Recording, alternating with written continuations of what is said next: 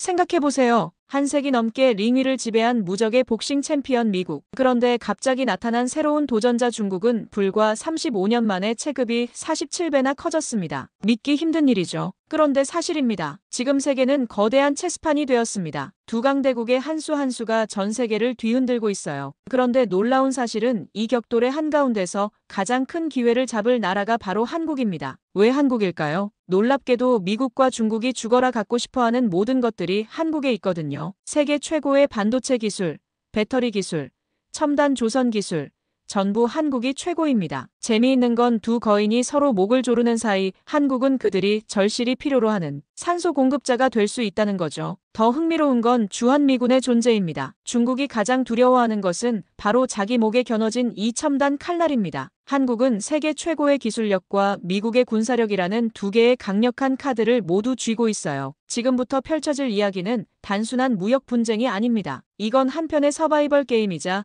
새로운 세계 질서의 탄생 과정입니다. 그리고 이 게임에서 한국은 이제 더 이상 작은 말이 아니라 게임의 규칙을 바꿀 수 있는 키 플레이어라는 것이죠. 역사는 항상 위기의 시대에 기회를 잡은 나라들이 새로운 강자로 부상했음을 보여줍니다. 이제 한국의 시간이 왔습니다. 지금부터 이 흥미진진한 세계사의 대전환과 한국의 도약을 함께 들어보실까요? 그 전에 여러분, 구독, 좋아요를 먼저 눌러주신다면 너무 감사하겠습니다. 안녕하세요. 저는 조지타운 대학교 국제관계학 대학원에서 공부하는 마이클 브래드포드입니다. 저는 최근 세계를 뒤흔들고 있는 미중 무역 전쟁에 관한 논문을 준비해왔어요. 제 인생에서 가장 중요한 논문 발표를 앞두고 있었습니다. 밤을 새워가며 준비한 자료들을 다시 한번 정리했지만 복잡하게 얽힌 국제 정세를 몇 장의 슬라이드에 담기에는 역부족이었죠. 이대로는 안 되겠다고 생각했습니다. 그래서 세계적인 국제 정치학자이자 전 국무부 고문인 로버트 하워드 교수님을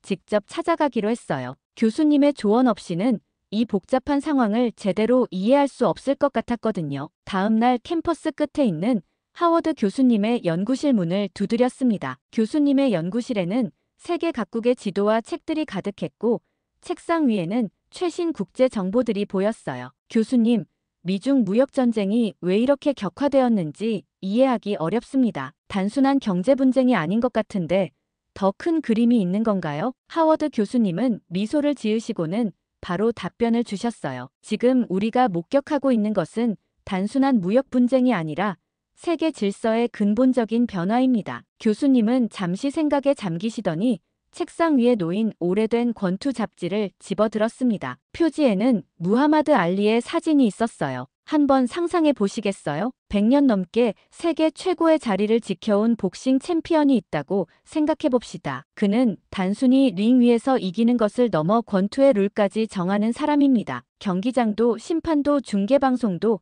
모두 그의 통제 아래 있지요. 교수님은 잡지를 펼치며 계속 말씀하셨습니다. 이 챔피언은 너무나 강해서 누구도 감히 도전하지 못했습니다. 도전한 자들은 모두 쓰러졌지요. 소련이라는 강력한 도전자도 15라운드의 긴 싸움 끝에 결국 무릎을 꿇었습니다. 일본 같은 나라는 몇 번의 타격 후 자신의 독자적인 길을 포기하고 챔피언의 룰을 받아들였지요. 이라크처럼 잠시 반항했던 국가들은 링에서 완전히 쓰러져 한동안 일어나지 못했고요. 교수님은 책상 위에 있던 지구본을 돌리시며 중국을 가리키셨습니다. 그런데 이제 새로운 도전자가 나타났습니다. 초라한 책으로 시작했지만 놀라운 속도로 근육을 키우고 기술을 연마한 도전자입니다. 1990년대만 해도 지방의 작은 체육관에서 훈련하던 무명 복서에 불과했던 중국이 불과 35년 만에 몸집이 47배나 커져 세계 2위의 권투 강자가 되었습니다. 교수님은 컴퓨터를 켜시고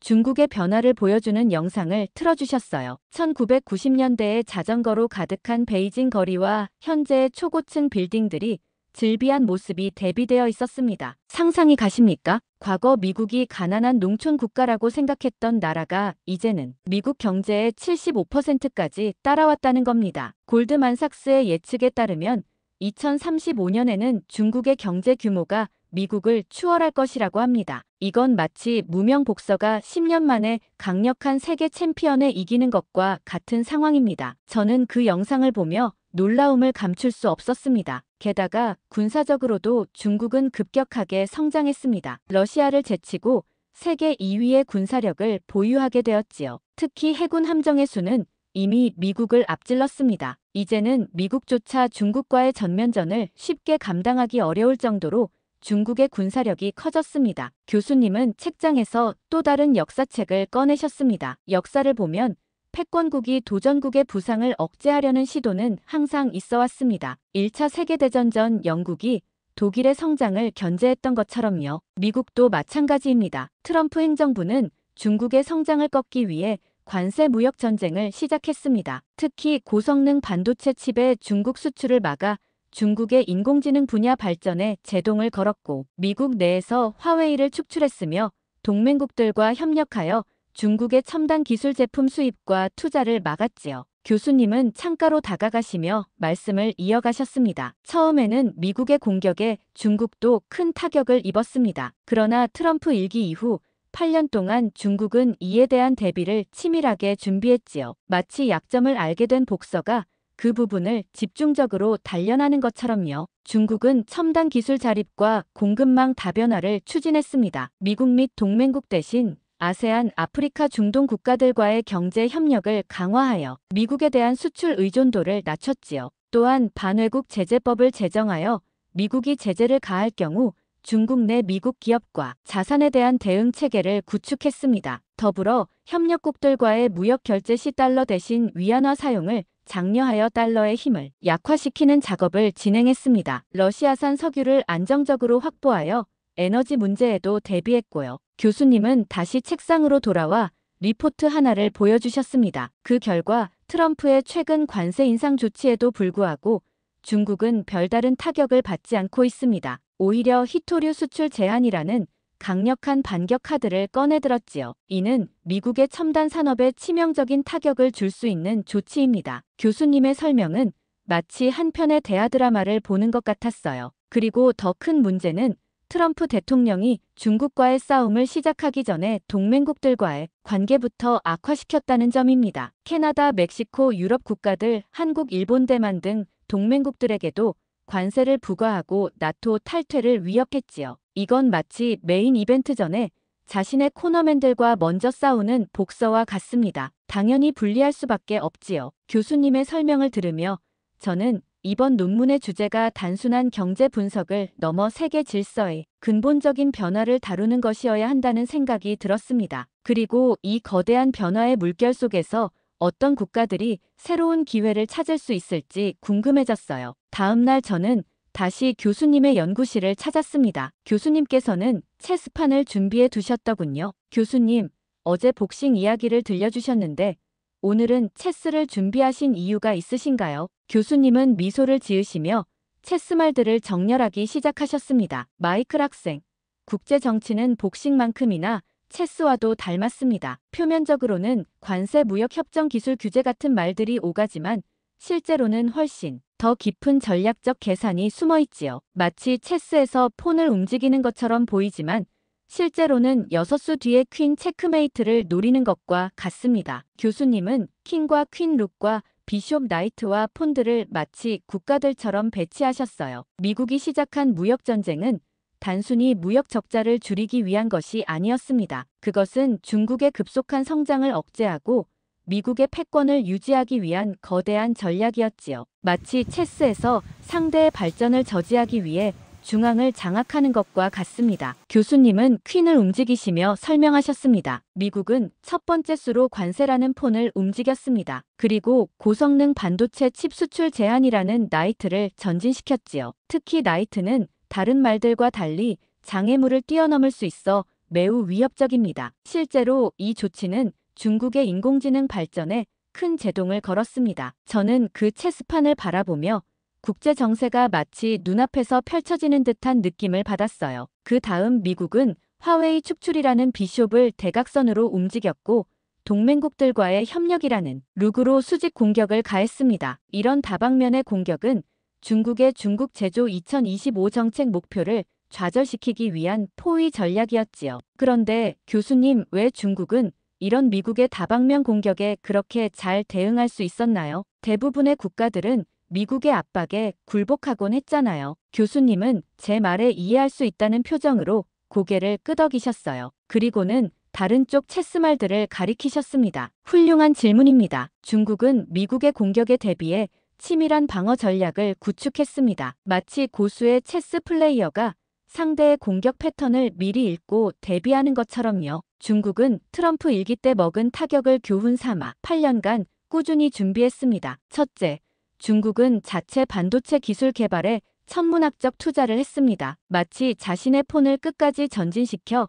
퀸으로 승급시키는 전략과 같지요. 둘째, 중국은 공급망 다변화를 추진했습니다. 아세안 아프리카 중동 국가들과의 경제 협력을 강화해 킹 주변에 다양한 방어막을 쳤지요. 셋째, 반외국 제재법이라는 독특한 방어 체계를 구축했습니다. 이는 너를 공격하면 너의 영토 안에 있는 내 말들이 반격할 것이라는 경고와 같습니다. 교수님은 중국 쪽 체스말들을 조정하시며 계속 설명하셨습니다. 넷째, 위안화 결제 확대라는 경제적 대각선 공격도 준비했습니다. 달러의 힘을 약화시키는 비숍의 이동과 같지요. 다섯째, 러시아와의 에너지 협력이라는 강력한 룩을 배치했습니다. 이로써 에너지 공급 차단이라는 미국의 잠재적 공격에 대비했지요. 그리고 마지막으로 중국은 히토류 카드라는 퀸을 숨겨두었습니다. 히토류는 스마트폰, 전기차, 배터리, 첨단 무기 등 현대 산업의 필수 원료인데 중국이 세계 생산량의 약 80%를 장악하고 있지요. 이것은 언제든 미국의 핵심 산업을 위협할 수 있는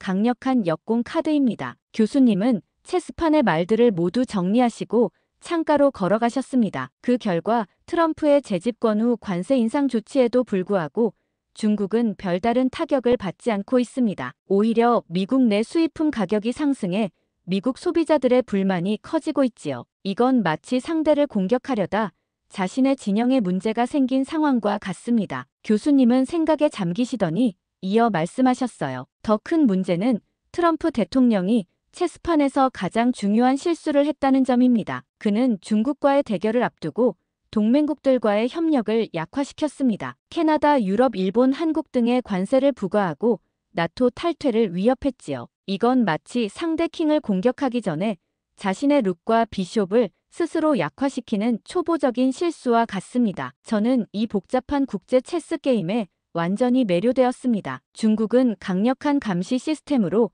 내부 반발을 효과적으로 통제하고 있습니다. 반면 미국은 물가 상승으로 인한 시위와 대학가의 시국 시위로 내부 압력이 커지고 있지요. 체스에서 상대를 공격하는 동안 자신의 킹 주변이 취약해지는 상황과 비슷합니다. 역사상 어떤 제국도 영원하지 않았습니다. 로마, 오스만, 영국 모두 절정의 시기가 있었고 결국 새로운 세력에게 자리를 내주었지요. 지금 미국과 중국 사이에서 벌어지고 있는 이 거대한 체스 게임도 마찬가지입니다. 중요한 것은 이 게임의 결과가 어떻게 될 것인가가 아니라 그 과정에서 어떤 국가들이 새로운 기회를 포착할 것인가입니다. 교수님의 말씀을 들으며 저는 이 패권 경쟁 속에서 기회를 찾을 수 있는 국가들이 누구일지 궁금해졌습니다. 특히 한국과 같은 나라들이 이 거대한 체스 게임에서 어떤 역할을 할 수 있을지 더 알고 싶어졌어요. 이틀 후 저는 논문 자료를 더 수집하기 위해 교수님의 특별 세미나에 참석했습니다. 격변기의 기회라는 주제였어요. 강의실에는 저 외에도 많은 학생들이 모여 있었습니다. 역사를 보면 강대국 간의 갈등은 항상 제3국에게 기회의 창을 열어주었습니다. 교수님은 세계 지도를 펼치시고 빨간색 핀을 여러 국가에 꽂으셨어요. 그중 한국에 꽂힌 핀이 유난히 빛나 보였습니다. 마치 바다의 거친 파도 사이에서 날렵한 돌고래가 활로를 찾는 것처럼 격변의 시기에는 민첩하고 적응력 있는 국가들이 새로운 번영을 이룹니다. 1차 세계대전 후 미국이 2차 세계대전 후 일본과 독일이 그랬지요. 현재 미중 갈등 속에서는 어떤 국가가 그 기회를 잡을까요? 교수님은 한국이 꽂힌 핀을 들어보이셨습니다. 가장 주목할 만한 사례 중 하나가 바로 한국입니다. 한국은 이 상황에서 독특한 기회의 창을 맞이하고 있습니다. 저는 호기심에 교수님, 왜 하필 한국인가요? 다른 아시아 국가들도 많은데요. 교수님은 미소를 지으시며 슬라이드를 바꾸셨습니다. 화면에는 글로벌 공급망 지도가 펼쳐졌어요. 좋은 질문입니다. 한국이 주목받는 첫 번째 이유는 대체 불가능한 공급 능력 때문입니다. 미국이 중국과의 무역 전쟁으로 수입선을 다변화하려 할 때 한국은 반도체 배터리, 첨단 소재, 자동차 부품, 화장품, 그리고 다양한 제조업 분야에서 중국보다 높은 품질의 제품을 신속하게 공급할 수 있는 거의 유일한 국가입니다. 교수님은 화면을 전환하여 삼성과 SK 하이닉스의 반도체 공장 사진을 보여주셨어요. 예를 들어 메모리 반도체 시장에서 삼성과 SK하이닉스는 세계 시장의 70% 이상을 장악하고 있습니다. 미국이 중국과 반도체 전쟁을 벌이는 동안 한국 기업들은 이 틈새를 공략해 시장 점유율을 더 확대할 기회를 얻고 있지요. 다음으로 교수님은 LG와 삼성 SDI의 배터리 공장 사진을 보여주셨습니다. 전기차 배터리 시장도 마찬가지입니다. LG에너지솔루션은 최근 미국, 유럽, 일본으로 10조 원 규모의 수출 계약을 체결했습니다. 중국의 CATL과 경쟁하고 있지만 미국과 유럽은 중국 의존도를 낮추기 위해 한국 배터리를 선호하는 추세입니다. 이는 마치 두 거인이 싸우는 사이 중간에서 핵심 자원을 확보한 기민한 상인과 같은 위치입니다. 그 다음 슬라이드에는 현대중공업과 대우조선해양의 대형 조선소 사진이 있었어요. 한국의 두 번째 강점은 세계 최고 수준의 조선 산업입니다. 중국 해군력이 빠르게 성장하면서 미국은 해상 우위를 되찾기 위해 노력하고 있습니다. 이때 세계 최고 수준의 조선 기술을 보유한 한국과의 협력은 필수적이지요. 실제로 미국은 한국이 미군 전함을 건조할 수 있도록 법까지 개정했습니다. 이는 전례 없는 일입니다. 교수님은 이제 한반도 지도를 확대해 보여주셨어요. 그러나 가장 중요한 한국의 강점은 지정학적 위치입니다. 주한미군의 존재는 동북아시아 안보의 핵심 축이지요. 중국이 가장 두려워하는 것이 바로 자국 목 아래 겨눠진 주한미군입니다. 교수님은 한반도와 중국 동부 지역을 가리키며 설명하셨습니다. 유사시 주한미군은 불과 20분 내외로 중국 핵심 도시들을 타격할 수 있는 능력을 보유하고 있습니다. 더구나 미중 전면전 발생 시 주한미군과 한국군은 중국 전력의 약 3분의 1을 남동쪽에 묶어둘 수 있는 강력한 군사적 자산입니다. 이는 마치 상대방의 성벽 바로 앞에 자신의 요새를 둔 것과 같은 전략적 가치를 지닙니다. 한 학생이 질문했습니다. 그렇다면 한국은 미국과 중국 중 어느 쪽의 편을 들어야 하나요? 교수님은 깊이 생각하시더니 대답하셨어요. 한국은 미국만의 편도 중국의 적도 아닌 오직 한국의 국익을 위한 균형 외교를 펼쳐야 합니다. 마치 거친 파도 사이를 항해하는 뱃사공처럼 양측의 파도를 읽고 적절히 대응해야 하지요. 첨단 기술력과 높은 제조 품질을 바탕으로 미국에게는 핵심 공급원이 되고 중국과는 문화적 지리적 근접성을 활용한 경제 협력을 이어가는 이중 전략이 필요합니다. 교수님은 마지막으로 세계 무역 흐름도를 보여주셨습니다. 지금 한국이 맞닥뜨린 기회는 어쩌면 지난 100년 중 가장 큰 기회일 수 있습니다. 1960년대 한국이 일본의 경제 성장에 힘입어 수출주도 성장을 이룬 것처럼 이제는 미중 패권 경쟁 속에서 양측의 빈틈을 메우며 경제적 도약을 이룰 수 있는 시점입니다. 그러나 이것은 양날의 검입니다. 균형을 잃으면 양측에서 불신을 사고 최악의 상황에 처할 수도 있지요. 교수님의 말씀은 한국이라는 작지만 강한 나라가 이 거대한 패권 경쟁 속에서 어떻게 자신의 길을 찾아갈 수 있을지 그 가능성이 무한히 펼쳐져 보였어요. 이것이 바로 역사의 아이러니입니다. 위기는 항상 기회와 함께 오지요. 한국은 지금 역사적 갈림길에 서 있습니다. 이 기회를 현명하게 활용한다면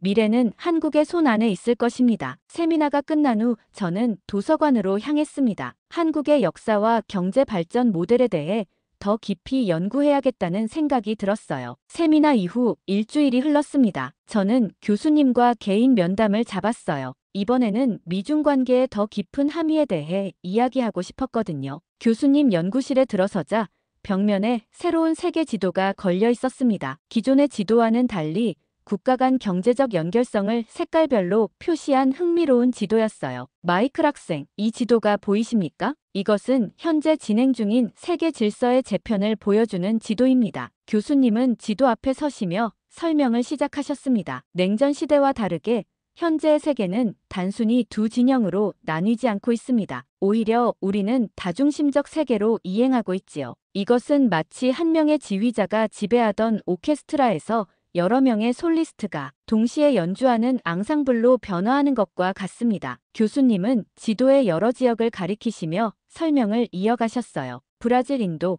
인도네시아, 나이지리아 같은 신흥 강국들이 독자적인 영향력을 확대하고 있습니다. 이들은 더 이상 미국이나 중국의 단순한 위성국이 아니라 자신들의 이익에 따라 움직이는 독립적인 행위자가 되어가고 있지요. 저는 그 지도를 유심히 살펴보았습니다. 정말로 전통적인 동맹 관계와는 다른 새로운 연결선들이 그려져 있었어요. 더 주목할 점은 국제 질서의 근간이 되는 규칙과 규범이 재정립되고 있다는 것입니다. 브레턴 우즈 체제 이후 70년 넘게 유지되어 온 달러 중심의 금융 시스템에 균열이 생기고 있습니다. 중국의 위안화 국제 브릭스 국가들의 새로운 결제 시스템 도입 시도, 이런 변화들은 마치 오래된 건물의 기초가 흔들리는 것과 같은 중대한 변화입니다. 교수님은 책상으로 돌아가 오래된 역사책 한 권을 펼치셨어요. 역사적으로 볼 때 패권국의 전환기는 항상 혼란과 불확실성을 동반했습니다. 스페인에서 네덜란드로, 네덜란드에서 영국으로,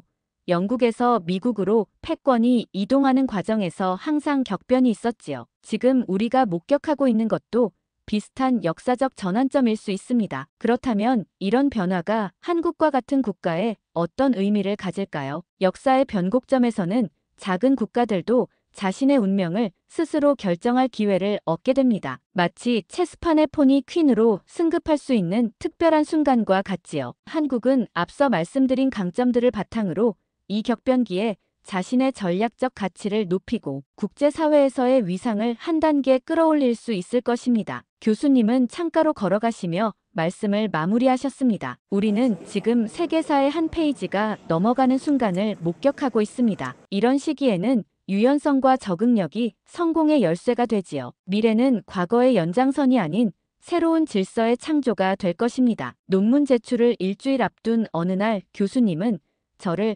캠퍼스 뒤편 작은 언덕 위 벤치로 초대하셨습니다. 마이클 학생, 오늘은 한국이 미중 갈등 속에서 취해야 할 구체적인 전략에 대해 이야기해 봅시다. 교수님은 노트북을 열고 한국의 산업 지도를 보여주셨어요. 그동안 들었던 한국의 강점들 외에 새로운 정보들이 가득했습니다. 한국이 이 역사적 갈림길에서 성공하기 위해서는 전략적 모호성과 선택적 명확성의 균형을 찾아야 합니다. 마치 고급 향수가 여러 향의 복합체이면서도 핵심 노트가 분명한 것처럼 말이지요. 교수님은 화면을 전환하여 한국의 신산업 투자 현황을 보여주셨습니다. 첫째, 한국은 원천 기술 주권 확보에 모든 역량을 집중해야 합니다. 반도체 설계 시스템, 반도체 양자 컴퓨팅, 바이오 헬스 신소재 등 누구도 대체할 수 없는 핵심 기술들이지요. 특히 주목할 만한 것은 한국의 미세 공정 기술입니다. 삼성전자는 이미 3나노 공정을 양산화했고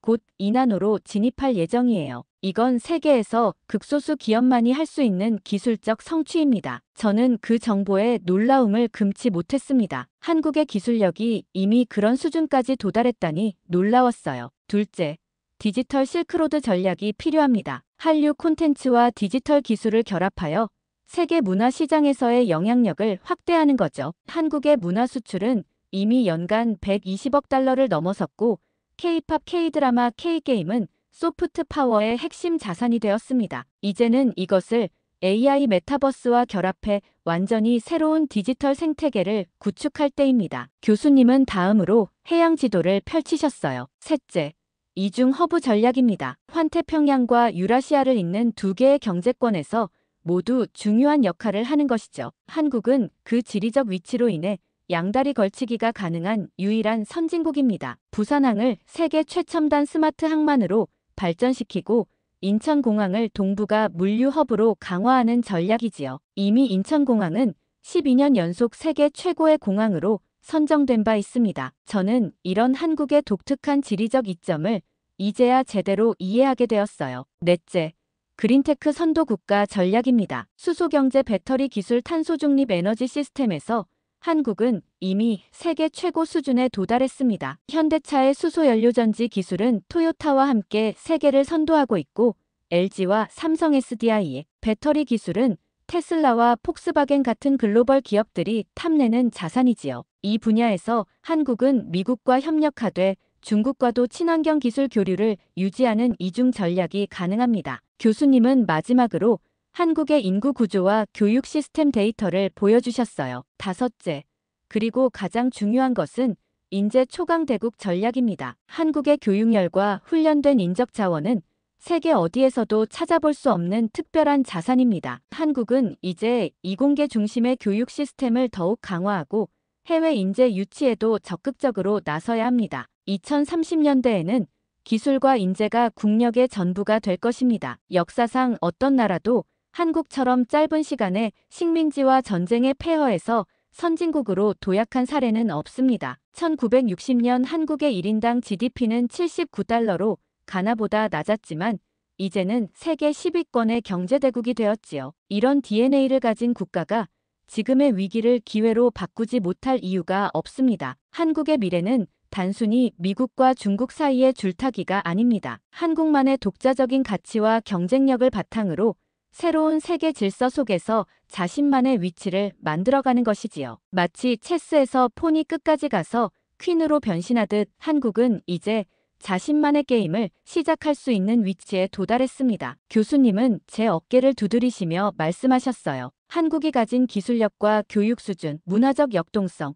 근면한 국민성, 이 모든 것이 결합된다면 미중 패권 경쟁의 격변기를 지나 2030년대에는 새로운 강국으로 자리매김할 것입니다. 위기는 곧 기회이고 혼돈 속에서 새로운 질서가 태어납니다. 한국은 이 역사적 변곡점에서 자신의 운명을 스스로 개척해 나갈 충분한 잠재력을 가지고 있습니다. 석양이 도시를 붉게 물들이고 있었습니다. 저는 그 순간 멀리 있는 한국이라는 나라가 앞으로 세계 역사에서 얼마나 중요한 역할을 하게 될지 생생하게 느낄 수 있었어요. 어쩌면 현재 전 세계적으로 K-문화를 이끌고 있는 아시아의 작은 나라 한국은 조만간 세계에서 가장 영향력 있는 국가로 자리 잡을 것이라는 생각이 듭니다. 여러분들의 생각은 어떠셨는지 댓글로 다양한 의견을 남겨주시길 바랍니다. 시청해주셔서 진심으로 감사드립니다.